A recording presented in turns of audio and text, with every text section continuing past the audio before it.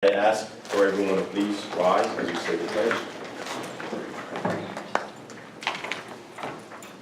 I pledge allegiance to the flag of the United States of America and to the republic for which it stands, one nation, under God, indivisible, for liberty and justice for all. Thank you.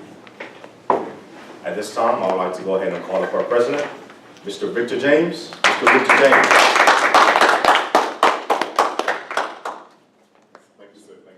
Good afternoon, everyone. Good afternoon. And our honored guests, welcome, welcome. I'm not going to take up a lot of time because we have two speakers today, so I want to make sure we are making good use of time. Our theme today, to remember or not to remember. I'm sorry, I didn't hear you. We couldn't hear you. The theme, it says, to remember or not to remember. To be a member or not to be a member? To remember, not remember. But having said that, we're going to have a great meeting. We're already having a lot What of is our meetings. theme? I see it 5 to 7, but we qualify it. I'm reading the theme as it is, ladies and gentlemen. So please accept it as it is. The theme says to member or not to member. That is our theme of today. Thank you very much.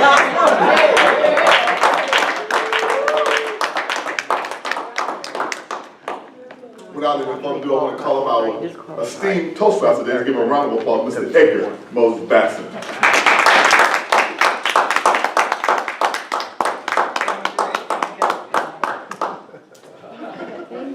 Wow, that was great.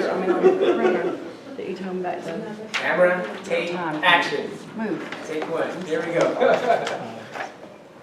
Good afternoon, fellow Toastmasters and honored guests. Michael, Veronica, thank you very much for attending our refreshing Nissan Toastmasters meeting. Special invitation, and you guys accepted. Welcome. Here we go. As your Toastmasters today, it is my duty to be your host. I will introduce to you our general evaluator. Today we have two speakers, two very talented speakers. So you will be entertained by two speakers today. And last but not least, I will introduce to you our table topics master, and that is Mr. Dwayne. Mr. Dwayne. Now, before all that, the theme of the meeting, as it is written, right, Mr. Yes. James, as it is written, to member or not to member. But as the sitcom star or comedian George Lopez would put it, to member or not to member. Oh, God. Referring to memorization. It is the ability to retain information, names, locations, and then be able to retrieve it at a later time, right? Memorization. Remember? But, oops, I just remembered that I am not a speaker. I am a Toastmaster. Therefore, allow me to introduce to you our general evaluator, Norma Estrada.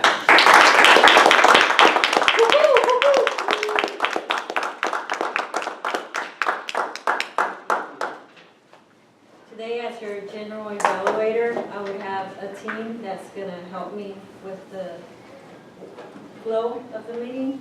And we have an on-counter and a grammarian.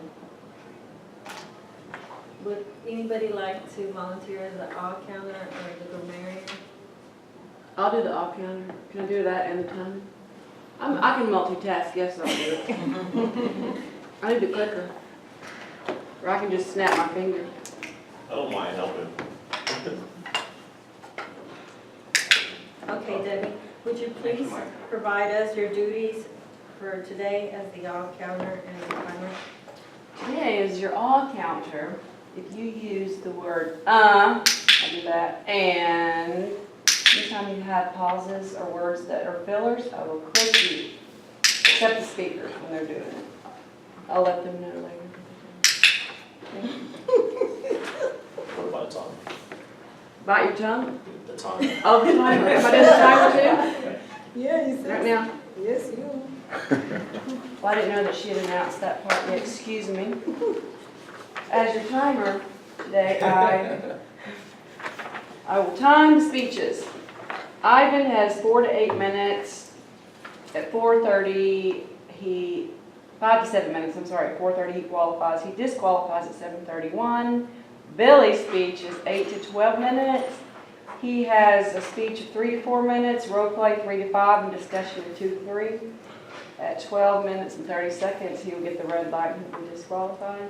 If we have time for table topics, you have 1 minute to, no, it's 45 seconds, and you qualify with the green light. And then you disqualify at 2:16. At 2:16, you know them all by heart. By 2:16, you disqualify. And I will give my report at the end of the meeting to everyone, let you know if you qualified or not. Thank you.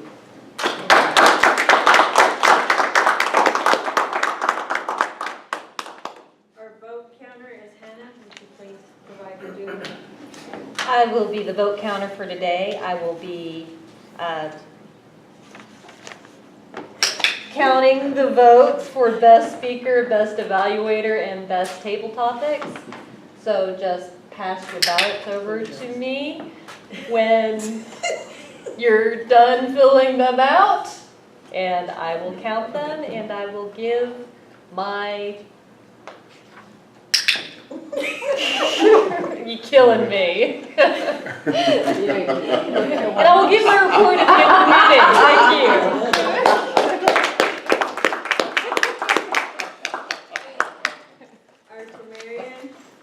Victor has volunteered. Thank you, Madam Junior Evaluator. As your grammarian, my responsibility will be to critique the use of the English language today and give a report when called upon. Thank you. Thank you. This concludes my team. I now return control over to our Toastmaster, Mr. Edgar.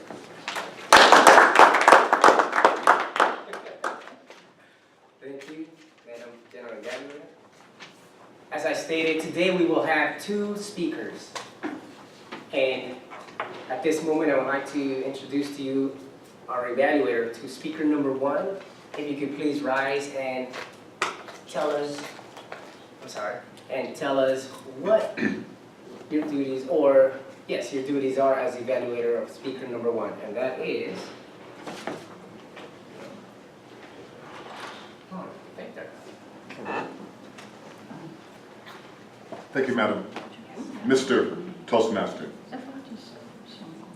Ivan will be speaking from the Company Communication Manual, project number 10, Inspire Your Audience. The title of his speech, Life and Death is in the Power of the Tongue. Objectives: to inspire the audience by appealing to noble motives and challenge the audience to achieve a higher level of beliefs or achievements. Appeal to audience needs and emotion using stories, anecdotes, and quotes to add drama. I will provide my evaluation when called upon. Thank you. Great, thank you very much. Next, our second speaker evaluator, speaker number 2, that is Diane. Mr. Toastmaster, today Billy is doing project number 1 of the Persuasive Speaking Manual. In this project, he is to be the effective salesman. There are 5 things that he is going to be doing today. First of all, he is going to be explaining to us, or talking to us about, I knew it was in here somewhere, I'm sorry. First, he was to select someone to participate in this with him. And the role play is 3 to 5 minutes. And then he will, let me see. Next, he will present a 3 to 4 minute speech about the persuasive process used in sales. Then he will briefly introduce the scenario and his partner in crime, and that will be the end of it. His total time on this is 8 to 12 minutes, and he is to be the effective salesperson. Great. Mr. Toastmaster.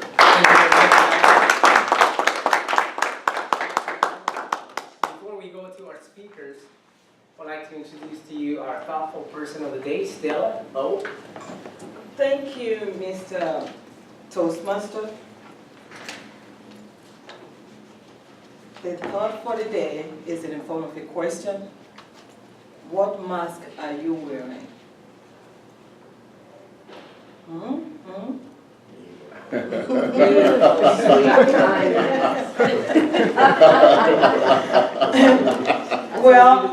What kind of mask?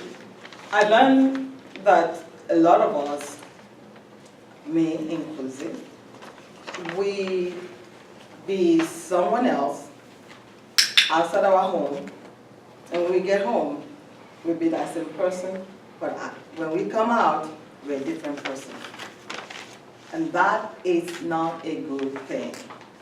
You should be who you really are, rather than putting on a mask or being who you are not really are. Thank you.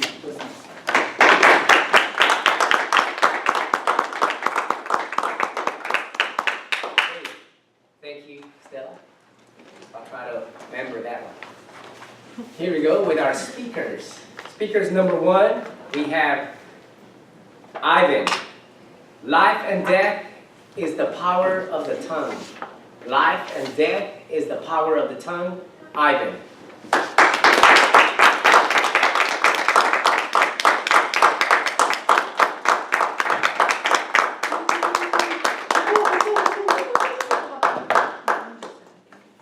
Have you ever had an objective that you really wanted to accomplish and you put all your heart and soul into hitting that objective? I know that I've had dreams and I've had fantasies about doing things that I really wanted to accomplish.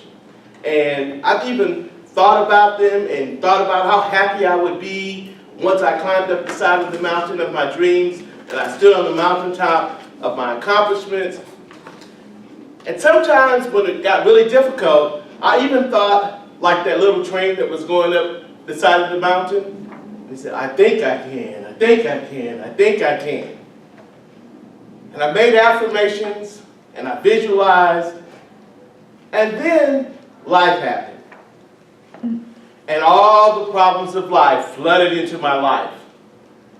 And instead of focusing on my dreams and my affirmations that I said I'm going to do and I'm going to accomplish, I was fighting just to survive. It reminds me of a story of 2 brothers who heard about the California gold rush back in 1849. And they decided that they wanted to be rich. And they heard these fantasies and these stories about people being rich, and they wanted to be successful. And so they sold their farm, they sold all their livestock, they sold their furniture and everything, and they got on a train and they went to California. And they kept saying, boy, we're going to be successful. We're going to be rich. We're going to make great accomplishments with our life. They started up the side of the mountain once they got to California to start their prospecting. And they worked day and night. And they were digging in the hills and nothing. Zero. Nothing was happening. They kept going and going and going. They kept making their affirmations that they were going to be successful and they were going to be great. They were going to be rich. And nothing happened. And then finally, one day, when they were just about to quit, they hit an ore of gold. And they dug in this vein and they got the gold out and they were thrilled and they were excited. They were jumping around. And one of the brothers said that, I'm going to go down the side of the mountain and cash in our gold and you keep digging. So he went down the mountain, he cashed in his gold, he had a few $100s, he came back, showed his brother, they started digging together again, got some more gold. And they repeated the process for several days.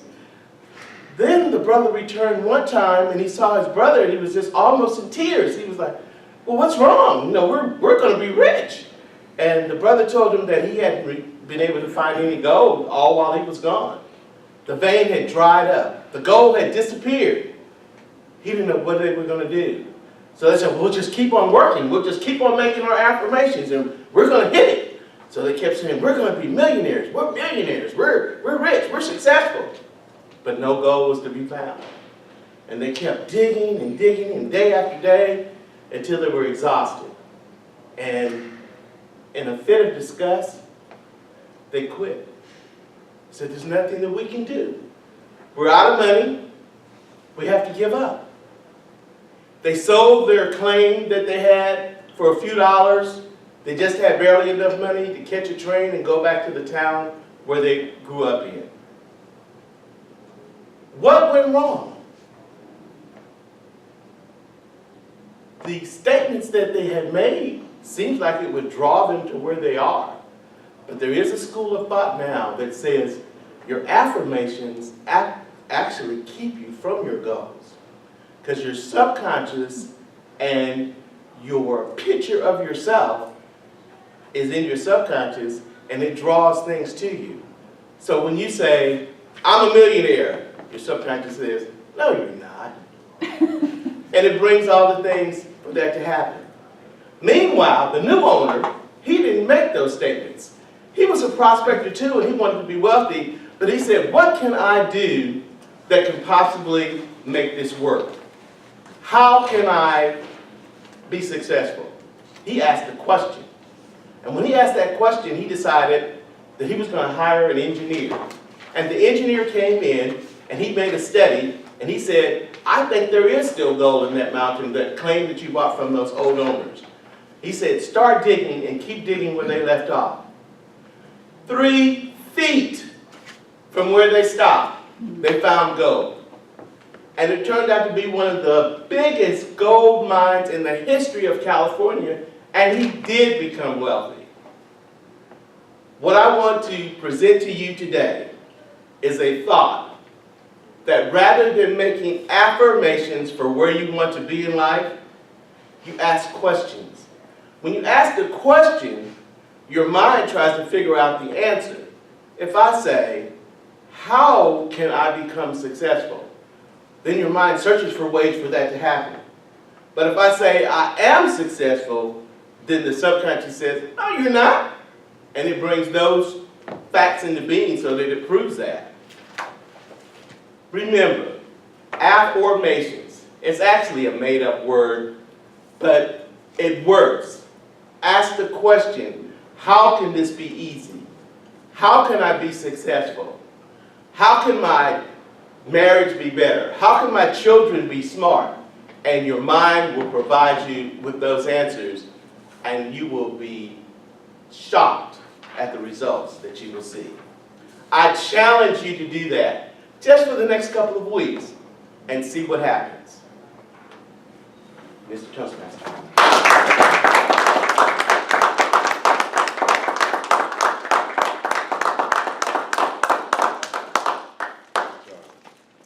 Good job, Ivan. As we all know, Ivan is one of our best storytellers. He's always doing a great job. He comes up, gives us a lot of information and entertaining. Thank you. Next, our second speaker of the day. And that is, our speaker of the day, the second speaker is Billy, the effective salesperson, Billy McDaniel.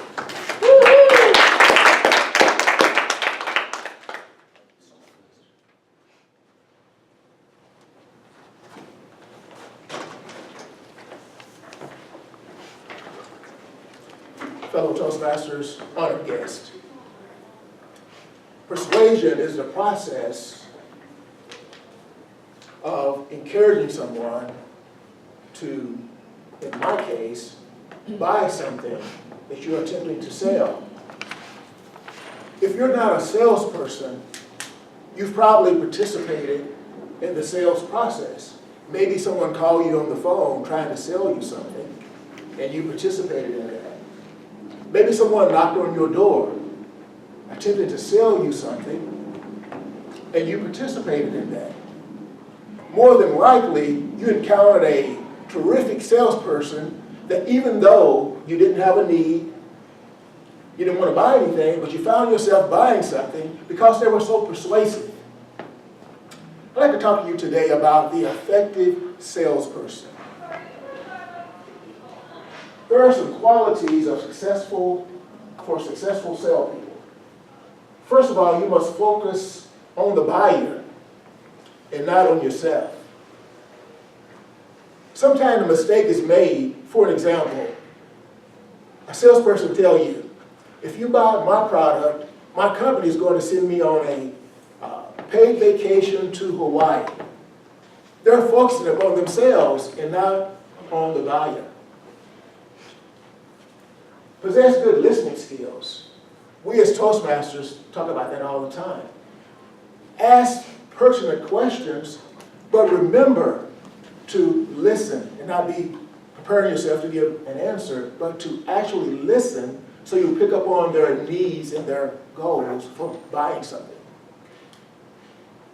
Create value for the buyer. Let them know genuinely why they need that particular item. Point out some features that the item have that will benefit them. And don't just try to get a sale. Be truthful and honest. Radiate credibility. When I think about radiate credibility, on the other side of it, I think about car salesman. Somehow that's a stigma. Think about a shady car salesman, one is trying to fleece you out of your money. But don't be that type of person. Be credible. Be a person that can be respected and can be counted on. Follow through upon with your promises, whatever you offer. Maintain a good attitude with this person. Certainly be friendly. I think the most important thing is to have patience with that person. Don't rush them. Don't show them that you're trying to get to the next person to sell something. But maintain a good attitude. And remember the buyer's need identification. When you're interacting with the buyer, showing them that you're friendly and so forth, from your interaction, decide on the need that they have. Recognition of importance. Pick up on what's important about this particular product to the one that's made buy it from you. Search for fulfillment. What will make this person happy? Why is this person here today? Focus on that. Give them options to evaluate on what they presently have and what they might buy that will enhance their life. Decision making. Give them options. Give them some things that will help them to decide whether or not to buy the product, whether or not it will satisfy the need that they have. Your sales strategy is to build rapport, to build a connection with the potential buyer. To do that, talk about the weather. Talk about how was your travel when you came to the store today. What other interests you might have.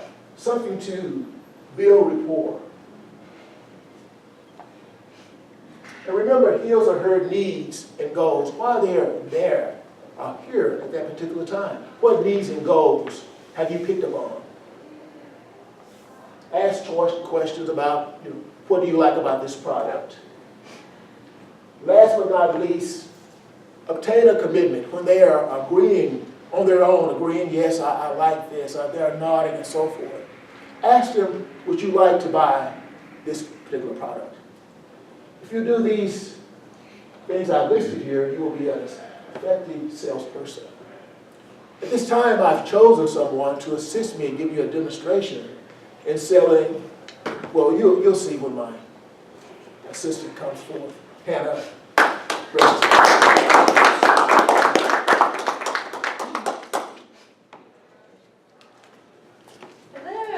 you doing today, Hannah? I'm pretty good. It's certainly good to see you today. How was your drive to the store today? Oh, traffic was terrible and it started raining really bad. Now I'm all soaked, but I'm just really hoping to run in the store and get out of here with what I need. I'm sorry that the weather was bad, but it's certainly good to see you here today. Hopefully your family is well. They are. Thank you very much for asking. I see you're here today in our appliance department, and I understand that you're interested in buying a toaster. May I ask, what type of toaster do you currently have? I currently have a 20-year-old toaster that my mother gave to me. It's a little bit gimpy these days.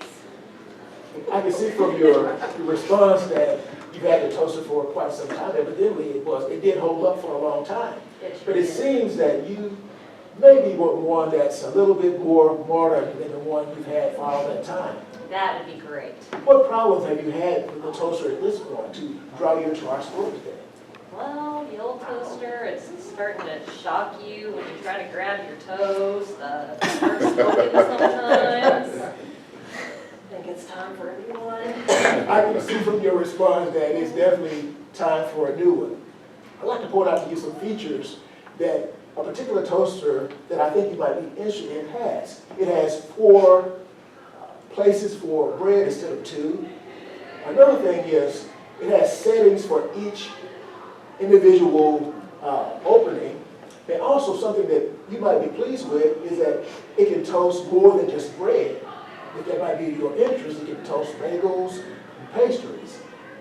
Is that possibly an interest of yours? Absolutely, that sounds great.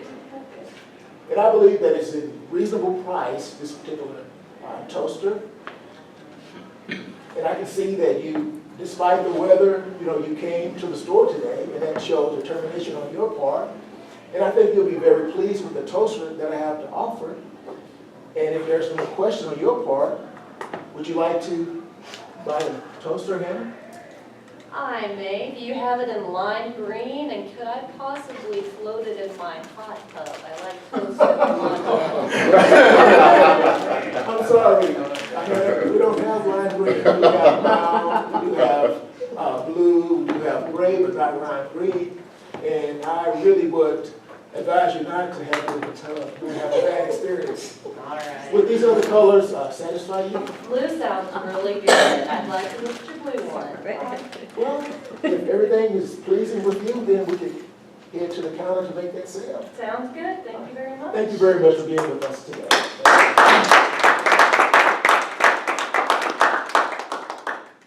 The last thing is I would like to just ask a couple of questions that you can respond to. The first one is there something I could have said or done that will enhance my project today?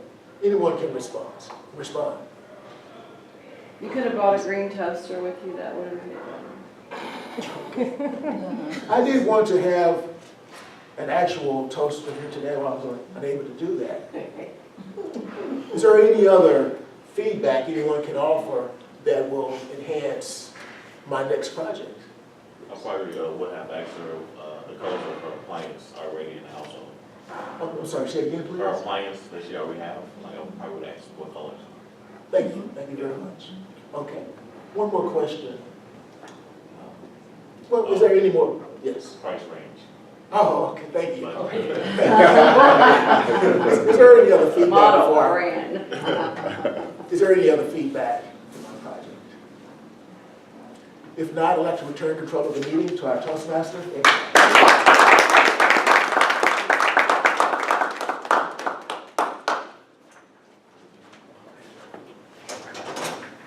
Thank you, Billy.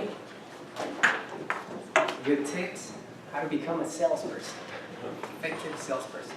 Thank you. Next, we go into our interesting part of our meeting, table topics.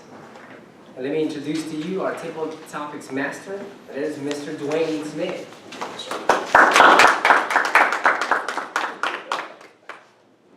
As my duty today, as the table topic master for a guest, I'll ask a question, I'll call on someone at random, that person will stand up and answer the question I'll ask, okay? Would you like to participate in the table topics part of Session? Sure. Sure? Sure. Good, good. My first question is, how would you convince your boss that you deserve a promotion? And this goes to Ms. Norman. Can you please stand? Thank you, Mr. Toastmaster. How would I convince my boss to get the promotion? That you deserve the promotion. I would persuade my boss that I deserve a promotion by telling them how much, all my goals that I did accomplish throughout the year, of the different ideas I've brought to the table and were actually accomplished. How good worker I am. I would say all the benefits of having me as not having giving any type of problems, and actually being good to my fellow co-workers. And that's my way of persuading. Thank you. Good job.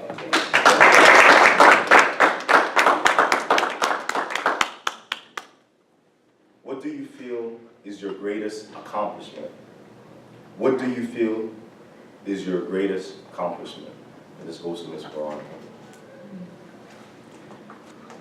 Thank you.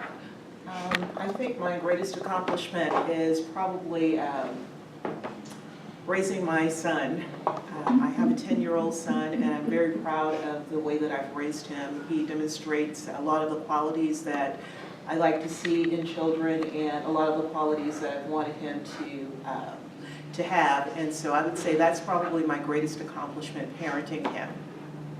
Good job.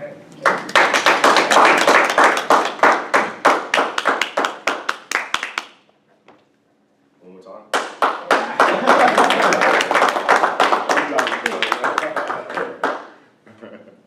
What does friendship mean to you? What does friendship mean to you, Michael? Thank you. Good afternoon. Good afternoon. I would say friendship, being trustworthy, loyalty, someone you can count on, depend on, someone like a family. That's what I would say. Thank you.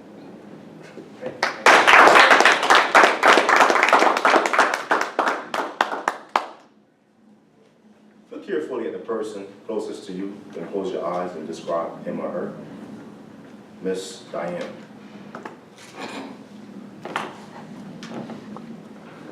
Would you like me to repeat? No?